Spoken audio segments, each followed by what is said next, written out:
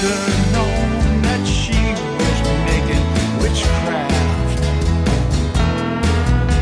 I should have known that she would steal my soul.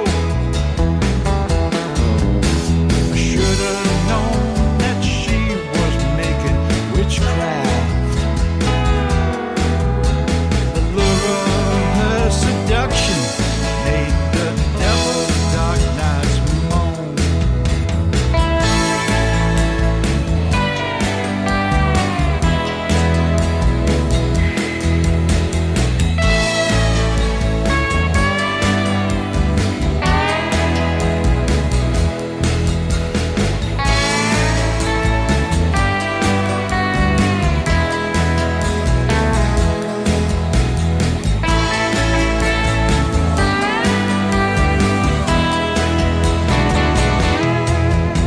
My head was pounding when I awoke. I could not face the dawn. In the early light of darkness, I knew what she had done. She stole my keys, my wallet, and my semi-truck was gone. She made me pay the steepest price for passion on the run. I should have known that she was. From our compound, from the West Coast to the East Coast to worldwide, both on the internet and terrestrial radio, you're listening to Gary Anderson on Night Dreams Talk Radio After Dark. And let's get Earl on the line here. Let me give him a call. And then we'll be talking about, well, MUFON and investigations and all that stuff out there in the universe and what is going on. So I hope everybody's having a great evening. Here it is Friday. The whole week sure went by fast. Hello. Well, Earl, how are you doing tonight, my friend? It's been a long time since we talked. Gary, how are you doing, my friend? I am, well, staying out of trouble. We're trying to. That's a good thing to do. You don't want to be in trouble. What kind of trouble you been getting into, dude? Well, I try to stay out of it at my age because you know what? You can get into it easy, but you sure can't get out of it. No, you can't. Not, maybe when you're still in your early 20s, but no, there's no parents to pay bail or anything like that at this point. Are we actually on air? Or, yeah, we're on the air on 22 radio stations. You're on the internet. We're talking just like we'd be talking if we were sitting having a beer and kicking back and listening to music.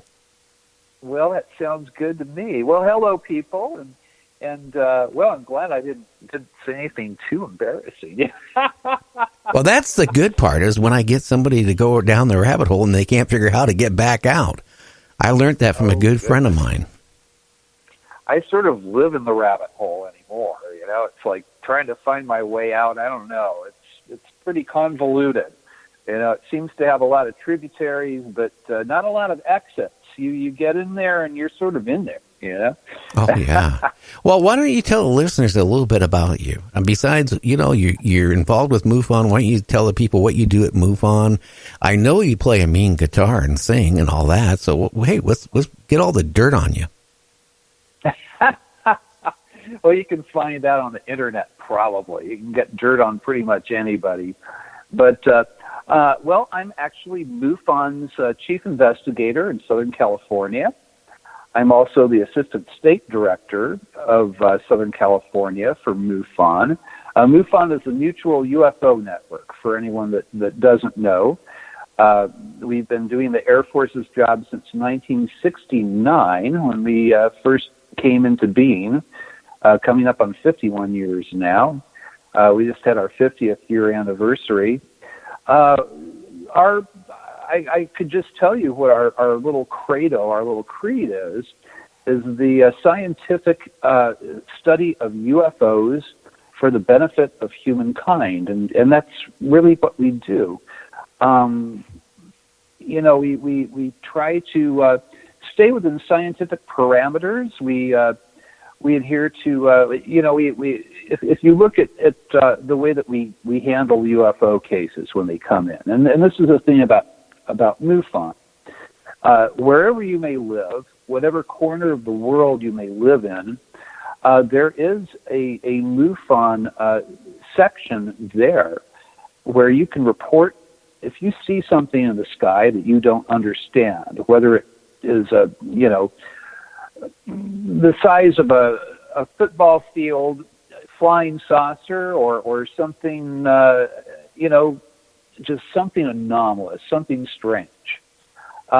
You can go to MUFON.com and you can fill in a sighting report, and it will get shuffled off to myself or a regional state director, or we have directors in different countries all around the world. It's a worldwide organization. We're a nonprofit, and we are in this to try and understand this phenomena. We believe that we are being visited by extraterrestrials or extra-dimensionals, however you want to put it. That there's a intelligence that is visiting Earth. People see it in the sky as far as UFOs go. People are visited in their homes sometimes. Sometimes they're taken. Sometimes their entire car is taken, I mean, I know quite a few people with impressive backgrounds, people that work in government, and people that, it's not just, a bunch of hooey. These are important people who have experienced what they believe to be alien contact, and that's what we're all about.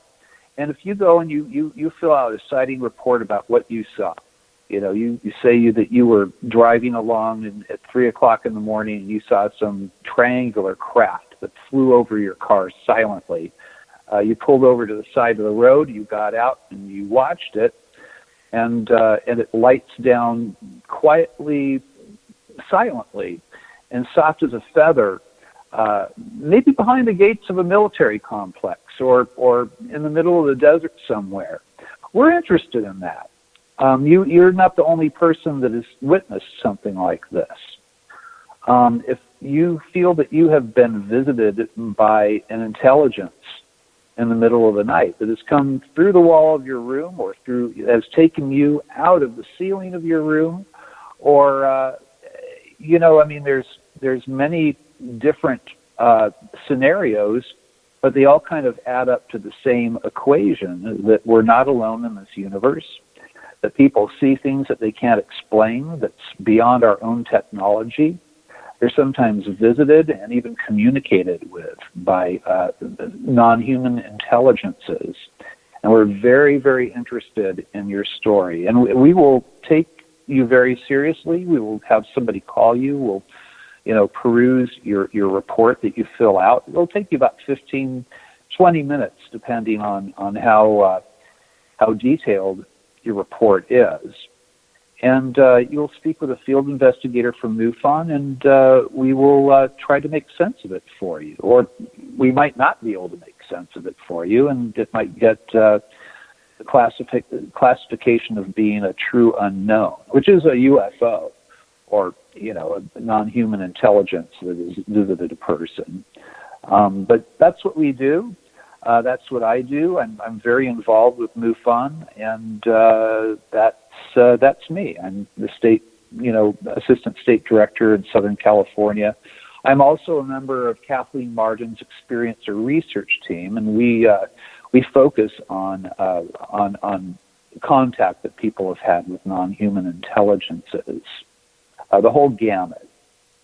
Have you noticed, Earl, that normally, at least up here on the West Coast, like the Seattle, Washington area, that the UFO Reporting Center normally has less reports starting in September. And it seems like it hasn't been dying like it normally does. Now, maybe it's because the Navy came out and said, hey, yes, there is UFOs. We don't know where they're coming from or what they are, but yes, there's unidentified flying objects. maybe people are looking more in the sky, that the people maybe it never bothered to look in the sky in the past are now seeing things and getting alarmed. I think that it's at one time, there was a thing called the Robertson panel that happened back in 1952, I believe it was, where the government was getting all these UFO reports. I mean, there was even a flyby of the White House. It happened once, and then just to sort of reiterate itself, they had a flyby a couple of days later. And, all the alerts went out. They sent jets out to intercept. And these were vehicles that were traveling thousands of miles an hour. They were glowing of their own accord. There were no FAA lights on these craft. It was obviously not ours. And so they saw this happening, and they convened this group called the Robertson panel to decide how to deal with this in public. And the way that they decided to deal with it was through ridicule. They decided, well, we'll talk to people in media, we'll talk to scientists at major universities and at observatories, and we're going to get the word out that when somebody reports one of these things, that you laugh at them, that you make them feel like a fool. And it's gone like that for, we're talking 60 some years. I'm 61 years old. I was born in 1958. This happened in 1952. So it's got a few years on me. And that was the public perception for a long, long time. Now, recently, since about 3 years ago, there was a New York Times article about an affair that happened out near Catalina Island here where I live, that involved both the USS Nimitz and the USS Princeton. They were doing war games, and they had a new radar system, and they were picking up, like a fleet of UFOs that were traveling. Some were traveling from out of the atmosphere all the way down to sea level and then shooting back up. And they thought, well, maybe there's something wrong with the radar, But they rebooted things and kept messing with it. And no, that it was a valid. They were getting valid hits. So they sent out a squad of jets out there, and they intercepted this thing that looked like a 40-foot long Tic Tac candy. They call it the Tic Tac UFO. A lot of your listeners are probably well aware of this. I mean, it's sort of been out in the public. It's been a meme to itself recently. And I think that, the Navy has recently gone on record and said, yes, this is a real thing. We don't understand it. It's breaking the laws of physics as we know them. We don't have any vehicles that can do this, and we're hoping that there isn't another country on the planet that can do this sort of thing, making 90-degree turns, at 15,000 miles an hour and faster without creating a fireball or a sonic boom is out of, the purveyance of things that we can do. So I think that when that article came out in the New York Times, it kind of opened up the floodgates. And now, strangely enough, the Navy has come forward and they've said, yes, we want to hear your UFO reports. We want to hear if you've seen something. This is to the